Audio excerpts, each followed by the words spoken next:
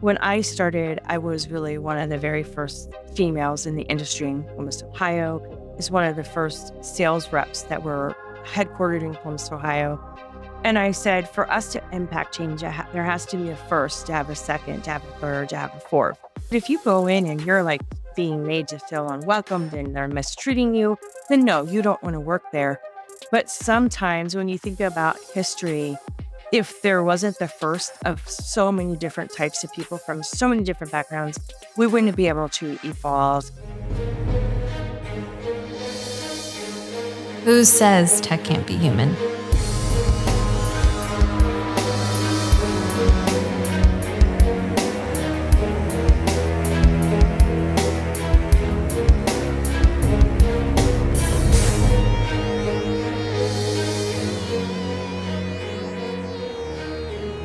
What's going on, Hacker Valley fam? Welcome back to the show.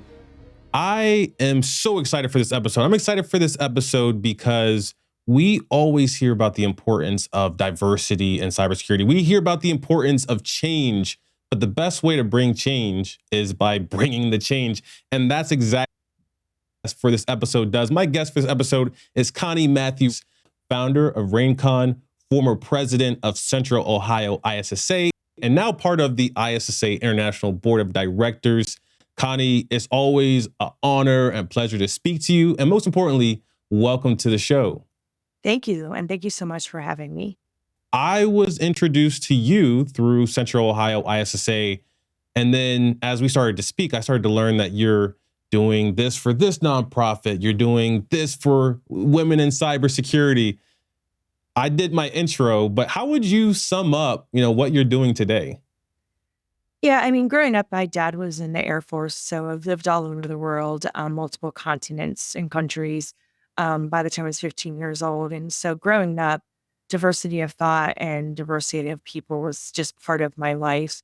Growing up in military neighborhoods where, there was a little bit of everybody. And when my dad retired, I started to see some differences that I always kept going back to my parents. Like, I don't understand why our school doesn't have more backgrounds of different people. And so I had to learn, that was like a military thing more than it was the general community. But I was raised by both my parents who have always been very servant type people where they always wanted to help others. My parents were always the first one to step up and help people less fortunate, inviting people to our homes for the holidays, taking food and those things. And so for me, that growing up, that was normal. And my whole life is I really love to help people and I love to help impact people's lives in a positive way. I'm certainly far from perfect, but I give a lot of myself because I want to make the world a better place. And I wake up every day challenging myself. How can I do that? How can I be a better person? And constantly learning. But giving back to the community has been something I've been doing for 25 plus years. And I've seen just such amazing things come out of that. And honestly, when I mentor people, the only thing I ever ask is when you're in a position to pay forward, please do that because I can't do this forever. And so I hope that I can create, I would say, like little minions of me that are willing to give back and make the world a better place. So it's just something that is really important to me, is not just taking from people, but also giving. For sure.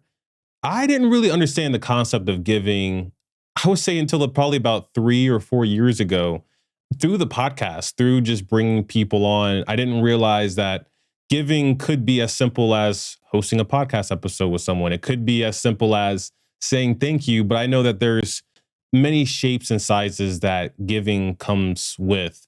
For you in cybersecurity, what have you found to be the most touching to your heart and your spirit? I've mentored a lot of people in my career, and I recently, which I think you might have met her. Her name is Anvi, and I met her when she was 14 years old, and we just recognized her and gave her an award at the gala that I just helped host last week. And it's been so fun working with high school students where we know we can impact change and we can support them and help them and get them introduced to our network and things like that. And so it's just been really cool to see a lot of the people in my career that I started mentoring when they're younger, and as they go into leadership roles and, and they change and become really strong leaders in the industry, it's just been an amazing thing to see. And for me, that's so rewarding in the sense that, they had it in them. Sometimes people just need you to nudge them a little bit. I wasn't always confident myself, and I didn't really have a lot of people that, were that support system, but I did have, a handful of people. And so I just think it's so important because sometimes, we're our worst enemies when we self-doubt. We think we're not capable of things. And I mean, many people that know me, I'm just a little bit feisty. And so failure, I have failed at plenty of things, but failure is really not in my vocabulary. I'll do everything I can with obviously not stepping on people or hurting people, but I will work really hard not to fail. But we learn from our failures too. And so for me, that's what motivates me, is just being able to make a difference. I love the feisty. I have a dog in me. I got a lot of fight in me. Yeah, me too. And it shows up in interesting ways. I fight for myself all the time. And then there's some areas that I don't fight for myself. One of the areas that I don't fight for myself in, surprisingly, is getting opportunities. I have an amazing set of people that have helped me with so many different opportunities. You being one of them. You brought me and Chris Cochran out to Central Ohio, ISSA, to keynote, which was an awesome experience. And that's one of the things that I'm learning how to fight for, is fight for opportunities. I've been fortunate enough to where I've been given quite a few. And I think other people, maybe people like me, they fight for what they do at work. Their work is very important. They fight for that final outcome and that final product. Where would you say, I guess, the current state is for the nonprofits or the people that you mentor? Where do you think that we could all benefit from the help of others? Yeah, I think, when I look at my career, there are many times where people doubted me because of being a full-figured woman. And there was like something that snapped in me and said, you know what, this is who I am. And either you're going to accept me for who I am or you're not. And I've always tells people, like, you should define yourself, but you need to be self-aware. And those two Mm, combinations are really important, because if you're not self-aware, it's hard to improve. And I think we can all agree there's a very fine line between confidence and arrogance. And some people don't know how to turn that on and off. And I try really, really hard never to be arrogant. I try to be humble. I don't I don't care if I'm talking to a high school student or to a CISO or a CEO. I try to talk to people with respect and dignity. And I don't feel like I'm better than anyone else. We all have our stories. We all work really hard. And some of us get, easier breaks than others. But what we do in our lives, we have to create. We have to work hard for them. Every job that I've ever had on paper, they should have never hired me, and I convinced them to hire me. And when you look at like women and minorities, most of us won't even apply for a job. And so I think that I always tell people, they're either going to say yes or no. And also learning from no's is going to be some of the best learned lessons that you ever have. And what I'm finding is a lot of times when you don't get a job, it's probably because it's not the right fit for you. It may not seem like that this day or tomorrow, but eventually you'll realize that it was probably better because a better opportunity may be out there. And I think having that self-confidence, but being self-aware, is so important for growth and improvement. And I think it's also important to be humble. I mean, I truly believe in servant leadership. I know not everyone agrees with that, but for me, that's what works best for me. So I think you have to find your own and do the best that you can, and just continue to challenge yourself to be better every day. And I think we're starting to see some positive change with women and minorities in the industry. We still have a lot of work to do, but I'm like, if you don't have a seat at the table, grab one and sit down, because that's just how I've been. I mean, when I started this, in security 18 years ago, 99% of the time I was the only female in the room. And I would go to all these events and all these guys, and that whoever was waiting on us, they would say, isn't it hard? And they're all like, no, she's very feisty. She keeps us all in line. And I just kind of laughed about it. But, I'm not afraid to use my voice when I need to. I don't just use it to use it. But I think that's a big thing, is we can't win every battle. So pick your battles wisely. And then you fight through them. But you may, at the end of the day, you may not get your way, but that's okay. But everyone, it might be a combination of a group of people that create something even better because it isn't just one person's thoughts. Right. I would love to go back to young Connie, right? You're breaking your way into the industry or you're in your first few years. We all have those core challenges. I think a lot of times they're emotional challenges, like you're saying, just taking that seat at the table. What was your challenge? Or, what were some of the biases that you also may have faced? Yeah, so interesting enough, like I talk to a lot of people and some of the stories they share with me, I just never experienced overall. And I do think it's because I am feisty and I'm one of these people that if you do or say something that I really don't like, I'm probably going to have something to say about it. I'm not a jerk about it. I'll push back on people. And I think growing up in a military family, my dad was in Intel and he always taught me to like stand my ground and to defend myself when needed.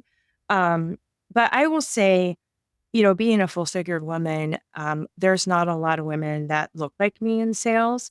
And that was a big obstacle for me. And I think about when I started my career in technology, if I were to listen to the leadership of the company I worked with around that, they said no one would buy anything from me. And I literally, said a few choice words to them. And I said, you know what? You do not define me. I define me. And I challenged them. I said, let's talk about it a year from now. And I went back into their meeting and we brought in, I actually brought in 80% of the revenue of a sales team. That was about 8 people.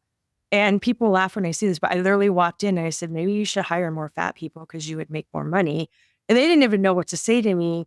But I said, the reason I'm saying this is I don't want people to feel sorry for me, but I wouldn't be sitting here today if I listened to what they had to say. Because I was young and it was hurtful. And I was strong in front of them, but then I went into the bathroom and I didn't bawl, but I got a little bit emotional.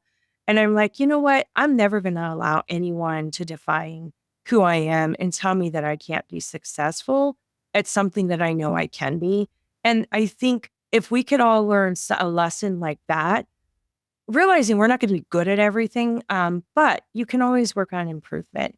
And so for me, because of that feistiness, that helped me get through some of those obstacles.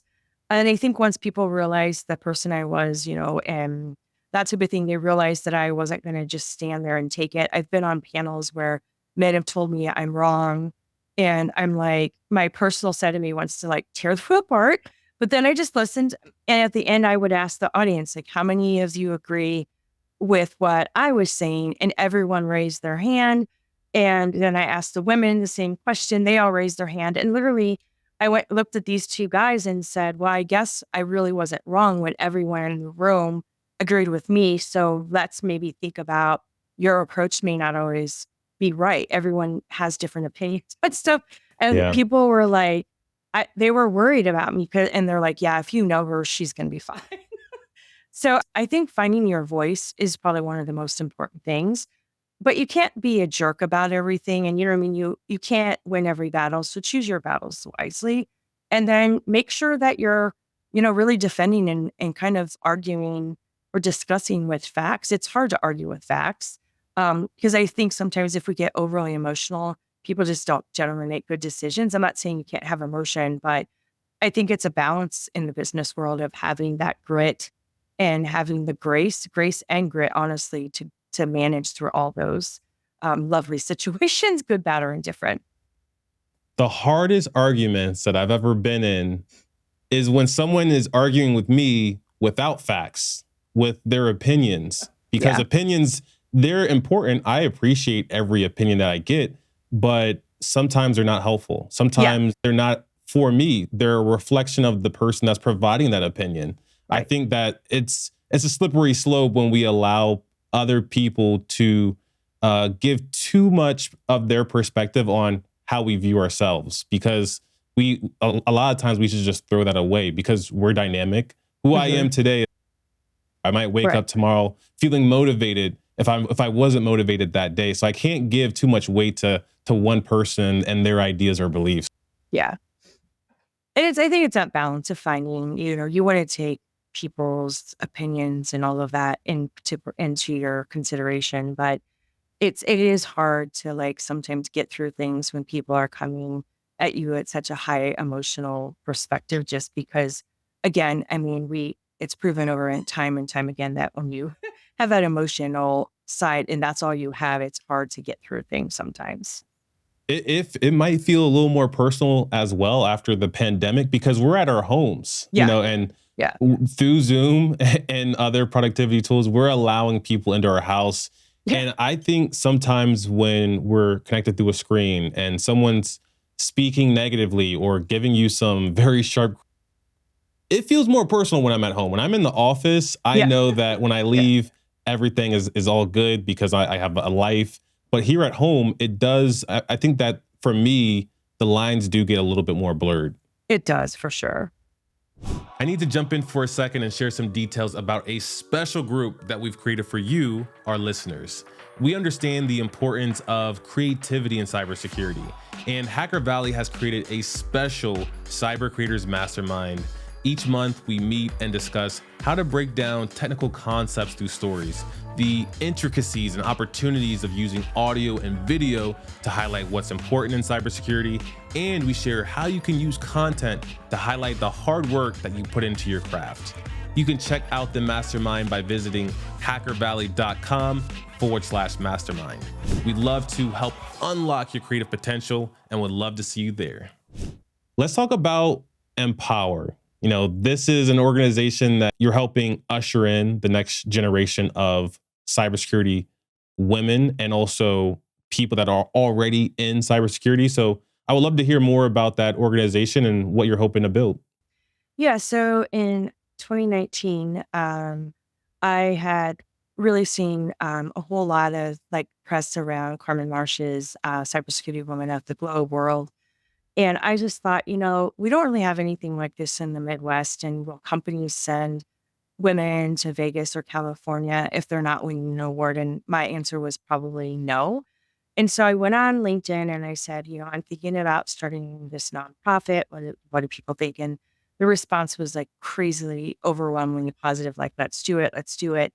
And so I asked 7 other women to join me as founding members of EmpoW-ER. And really, our whole goal is to provide scholarships to women, whether they're just coming out of high school, college, or like people that want to kind of advance in their career. And so we've raised about probably $375,000 organically through hosting a gala and a silent auction every year.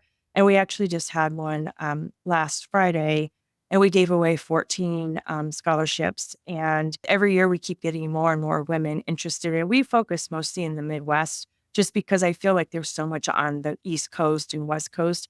We wanted it to be very personalized for the Midwest. And it's just been so rewarding. Like, we brought all of our scholarship winners, we gave them an engraved wooden plaque.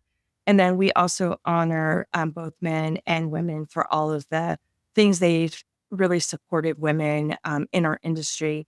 And so really it's a celebration of all women from all backgrounds to uplift them and celebrate. And we had Tia Hopkins as our a keynote, and she did phenomenal, and people loved it.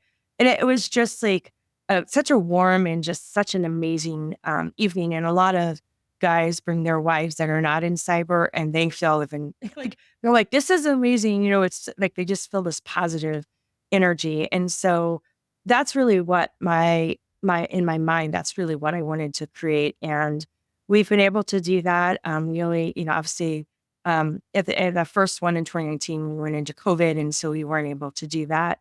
But we just, the goal is just to continue to support women through their journey. And we provide a lot of networking as well for the younger girls that may not be in the field. And so they get to meet a lot of, that we had around 300 people at the gala. So it was really nice. So let me ask you something. As a Black man in cybersecurity, I was ushered into the industry by other Black people. And everywhere I turn as a Black person, it seems like there's other Black people around me. But when I am not around I hear, oh, we need more Black people in the space. But I guess for me, since I'm Black and I hang around a lot of Black people, I don't necessarily see the gap. And I would, I guess, throw that question to you as a woman. You know, is that something that you see as a gap? Is that something that you experience and feel as well? Perspective on that. Yeah, I mean, I think we're somewhat byproducts of the people that we hang around with. And, for me, I would say that it's definitely changed for the positive, where I think there is more representation of women and minorities as a whole. But sometimes what happens is like there's one or two in these large organizations, but when you bring the whole collective together, it seems like there's more. And so I think sometimes the metrics are a little off because it really depends on who you surround yourself with. And I tend to surround myself with people from all different backgrounds just because that's where I thrive, honestly, the most. But I have a lot of times, CISOs and directors asking me, I really would like to hire more diverse candidates. And I said, if you keep going to the same pool of people, you're going to get the same type of people. For sure. And you have to be comfortable with being uncomfortable. And that's part of the reasons why I'm so involved in some of these organizations, so we can bring more people together that don't all look the same or they don't all act the same. But it's something that I think you have to actively pursue, or your team may all look the same. And that could be, it doesn't mean it's just about, it could be like sex wise, it could be race wise, it could be a lot of things. And so I truly believe the more diverse workforce that you have, the better your teams are, because we all have a little bit of different perspective. We all grew up differently, and we can challenge each other in a positive way that impacts positive change. So I think it's definitely getting better, but we still have work to do for sure. I think being the first is sometimes the hardest because, if you're the only woman or the only minority, everyone is adjusting based off of a very limited lens. Yeah. Like maybe you're the first woman that they've ever worked with, or you're the first Black person that they've ever met or have known on a personal level. So anything as a connection point. I've had, so many people that I've worked with, talk to me about fried chicken. And I gotta say, it's a good thing to talk about because I love it. But who doesn't? But I can see how if it's not the right person, the person's guarded, they feel uncomfortable at work. Work isn't their comfort zone. It is for me. Getting asked that question could feel very offensive. It could feel almost like someone is judging you or taking things out of context off of like something that they've seen on the internet or on TV. Mm-hmm. I guess how do you navigate mentoring women, in the space, especially in this capacity? I'm sure you get some women that are very comfortable in their skin, aren't. Yeah. And I think people generally have a good intention, but the things that they say could just be, it could feel maliciously placed, even though it might not be the intention. Well, so funny. This was before COVID, but I work with an organization called Perscolas, and most of the students that you probably met a few of them when you were at the conference, we bring them in to volunteer, and I would go and do mock interviews with them and then just kind of help with resumes. And there was an African American lady that she basically said, if no one looks like you shouldn't apply for the job and you shouldn't take it. And I said, Wow. And so what I basically said, I said, listen, I understand why you would say that, but I want to give you a little bit of a different perspective. I said, when I started, I was really one of the very first females in the industry in Columbus, Ohio. Is one of the first sales reps that were headquartered in Columbus, Ohio. And I said, for us to impact change, there has to be a first, to have a second, to have a third, to have a fourth. What I would say, and I've done this where I've interviewed for places where I just culturally and ethics, from an ethics and integrity perspective, I knew that it was just not a company for me. And I'm okay with that. And I was like, I don't want to work for a company like that. And so I said, if you go in and you're like being made to feel unwelcomed and they're mistreating you, then no, you don't want to work there. But sometimes when you think about history, if there wasn't the first of so many different types of people from so many different backgrounds, we wouldn't be able to evolve really as humans if it was just always going to look like the same person. I mean, think about like my mom is kind of old fashioned and she's like, well, I don't understand why you just want to be a nurse or a receptionist or a school teacher.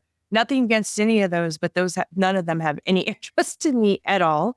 And I think about for the women that were before me, I'm in a very male dominated industry still. I wouldn't have had that opportunity. And so I think that that's why we need people that are willing to put themselves out there. And it's not always easy, but I also feel it's so rewarding when you finally get to that point where you are starting to see differences and improvement across the board for all people. And so that's something that's always been what kind of drives me. And I know not everyone is feisty like me, but I'm like, listen, I'm very fair. I don't lose my temper just to lose it. But sometimes you have to defend yourself sometimes. And if you have to defend yourself every single day in your career, I would say you need to move on, honestly, because that's Probably. exhausting. It's exhausting. And I've worked in places like that. And I'm like, I will never do it again. Yeah, same. And the places that I've worked that, what it felt more exhausting, people were afraid of me. And I think that people can be afraid of the fierceness, especially if you have to fight for your right. Maybe someone doesn't think that you belong there, and then you start to fight for it, and then they get a little bit of afraid. But all those lessons that I've been exposed to, whether they've been invoked by me or by others, I try to use them as clues for my future. How can I take all of the bias or non-bias and use that to make a better community? And Hacker Valley, I've been able to, I think, build an incredible team that really supports each other and supports our customers and supports our guests. I would imagine that you've done the same through all of these situations you've been on the sales side, but with your company and also EmpoW-ER. So what have been some of those moments that you like where you had to take something that you didn't necessarily agree with, but, kind of grow from it? Yeah, I mean, I feel like life is a learning moment every single day. And, so I don't know if you've ever had situations, I have situations where I may feel strong about, subject A, B. And then after talking to someone that has a different perspective or different experiences, I may not change my mind completely, but I'm open to having a more well rounded conversation. And sometimes I think we've really lost the ability to agree to disagree as long as it's respectful conversation. And that makes me honestly sad because when you think about some of the best success stories comes from us challenging one another, but in a way that's positive, in a way that's like we're respecting the boundaries, we're respecting one another. And I'm a firm believer, like just because I don't agree with something, it's not my place to tell someone else how to live their life. People make choices for a variety of reasons. And I think the same thing in a workforce. Like, I've had situations where I felt really strong about something wasn't going to work.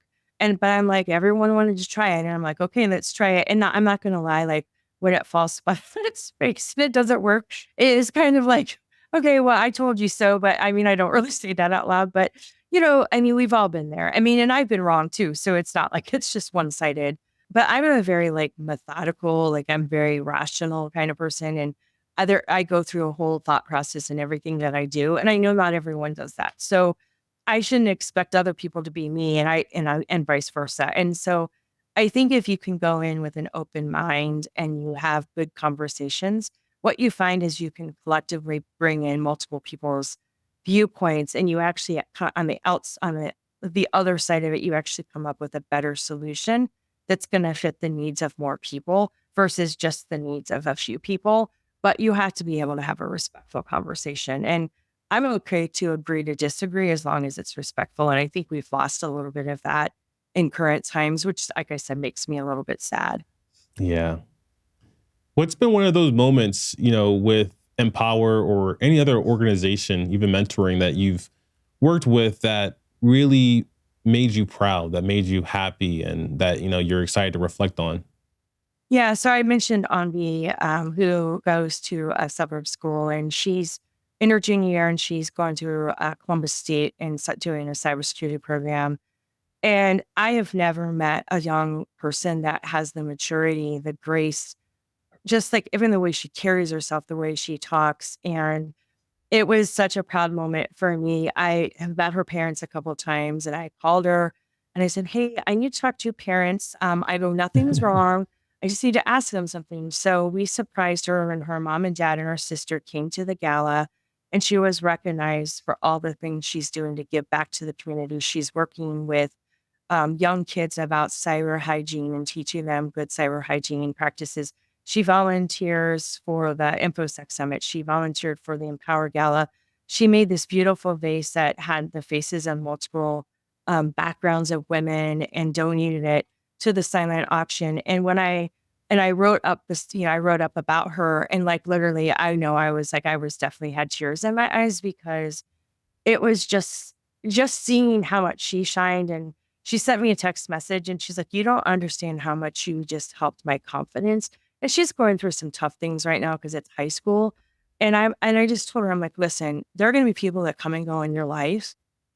And the people that really care about you and are supposed to be in your life, they will be there for a very long time. You have acquaintances and then you have true connections." And so it's been so amazing to see her shine. Everyone that I introduced her to is like, they were arguing who's going to hire her at the gala. Then, I mean, I think you met Mark Small. So for Victoria's Secret, he was like, "Can we hire her now?" And he's like, "Maybe I've been violating some minor laws." And we were laughing because he's so funny. But it's just one of those things when you spend time with someone and they're just a sponge and they're really figuring out who they are, but they're taking in everything and all the advice that people are giving them and making it their own. Honestly, out of everyone I've ever mentored, she has like, it's like I feel like she's not my child, but I feel like I'm seeing this young lady become this amazing woman, and she had it in her, but it's like it's so cool to be part of her journey, and it's been super touching for me because she's just a remarkable young lady. That's amazing. Looking at where we're at today and the future that you want to leave for this person, your mentee that really looks up to you, what kind of cyber security industry do you imagine we leave for her as she enters in? She's kind of going back and forth about what she wants to do. I think she's kind of thinking more on the GRC side. And I've told her, I'm like, "Listen, you can start in GRC, but you may end up being a pen tester one day. Like, don't don't put yourself in a box. Like, let your career take you where it is. Let your curiosity take where you are, and just be a constant learner. And you really never realize where you'll end up being." And I'll be honest, like most of my background has been business development and sales, but I'm told at least that I'm very well respected. I'm like considered a thought leader. And, when I'm on advisory boards where they see the value of me understanding the industry and being able to talk to executives in the C-suite. And, if you would have told me 5 years ago that I'd be doing tabletops, building out security awareness programs, and doing consulting, I would have said, "There's no way, you're crazy." But I've just allowed myself to go where I can go. And am I perfect at it? No, but I just continue to refine.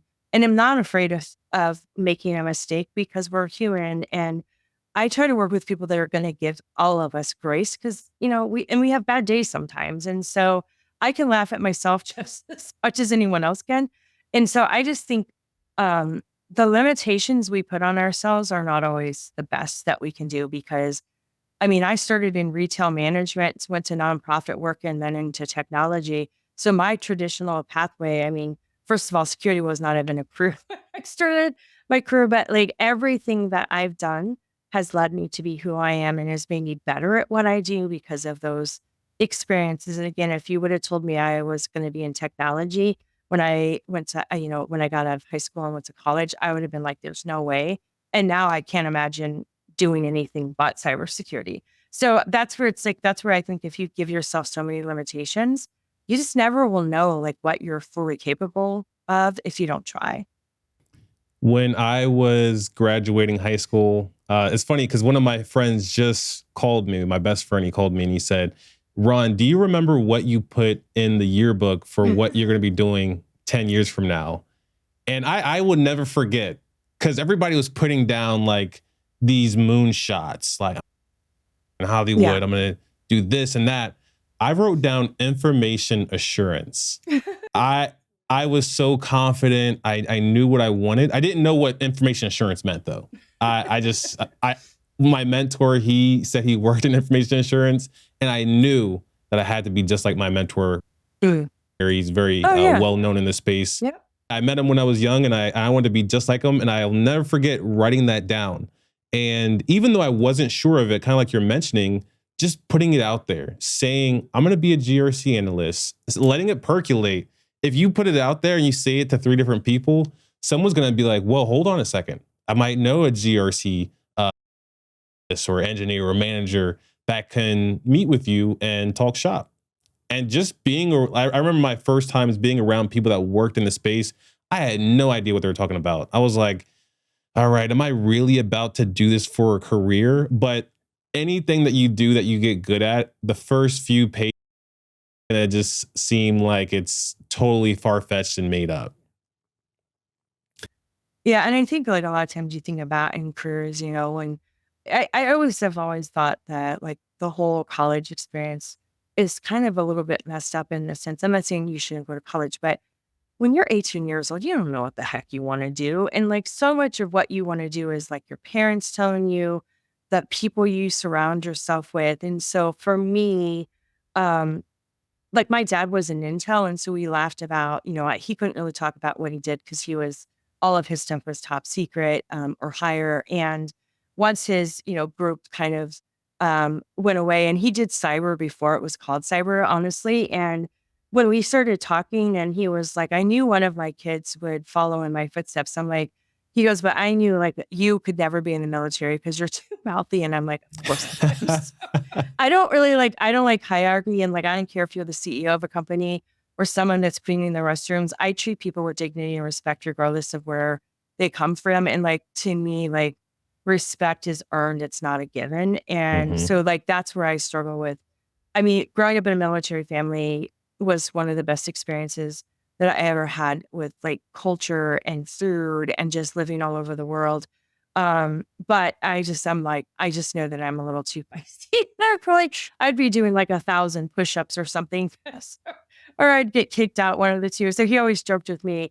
He's like, "Yeah," he goes, "You're definitely not my military girl," but he goes, "You have that analytical background. That's just you've always been very analytical, even from the time you were little." And so I think again, I mean, I do think so many people allow others to define them. And at the end of the day, people are going to disappoint you. And that's where that self-confidence is so important. But when people give you constructive feedback, you need to step back and be honest with yourself and say, you know what, that is probably an area I need to work on. That's probably the hardest thing as individuals we can do because it's hard to like have that like conversation with yourself or like, yeah, you probably didn't handle the way you should have. And it's one of those things self doubt yourself.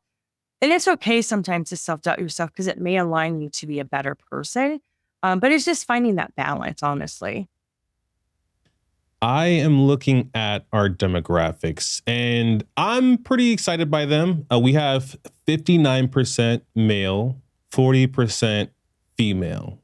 Pretty good, right? But I think that if we're looking at it with a laser or a microscope, I should say, we'll see probably watching a lot of Hacker Valley's videos. But that's an awesome opportunity to do a little call to action, for all of the guys or even the women out there or people of all, identifications.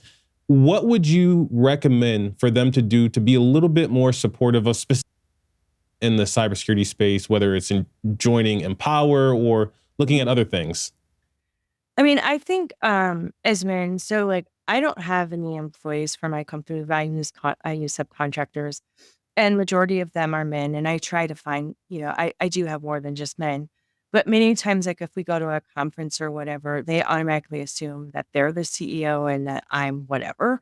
Hmm. I think we should stop making assumptions. One, um, and I also think if you're in a room of a bunch of men and there's only one woman making sure they have a seat at the table, and really making sure you include them in the conversations because what I've seen, probably the biggest thing I've seen many times is when I'm on panels and I'm the only female, I'll get asked a question and they will interrupt and they'll start talking. And I'll say, obviously you're super excited about this. Why don't you go ahead? But just keep in mind, they did ask me the question first. It kind of stops them in their tracks. And afterwards, I'm like, listen, I don't want to say that it's because I'm a woman, but you don't do that to any of your male counterparts. And I said, I'm just bringing this up. I'm not trying to be a jerk. I'm just bringing it up because it's the reality. Whether you meant that or not, it's just that's what happens. And so many men have told me, thank you for calling out. And so my challenge to women is when someone does something wrong, you don't have to like scream and get all super emotional, but just say, you know what? You made me feel really uncomfortable. And here are the reasons why. If we had this to do this again, like this is like, could we think about this a little bit differently? And I think that part is hard because I look at today, like what's offensive in today's world? I don't know sometimes, to be quite honest. And if we can't have an open dialogue that's respectful and call someone out on bad behavior, not in front of everyone, just pull them aside. You don't want to embarrass them because then that just goes down a whole rabbit hole. But I have after conferences, I've like said something to people and they apologize and are like, I'm so glad you said something because now I will make a conscious decision to try not to do that. And so sometimes if we don't call out bad behavior, people may not even understand their bad behaviors. So, but that's both men and women. I mean, if a man sees something that's inappropriate that, that are doing to women, I think they should call it out too. It shouldn't be just women calling it out. I couldn't agree more. See something, say something. I always say that to my team. Something looks out of place, comment on it. Let's have it to be a discussion point. Yeah. Connie, I wanted to say thank you from the bottom of my heart for taking some time out of your busy day to jump on the mics and also to share more about your journey and what you're doing with EmpoW-ER and security. For anyone that hasn't already connected with Connie Matthews Reynolds, be sure to check out the show notes or description wherever you're listening or watching. And with that, we will see everyone next time.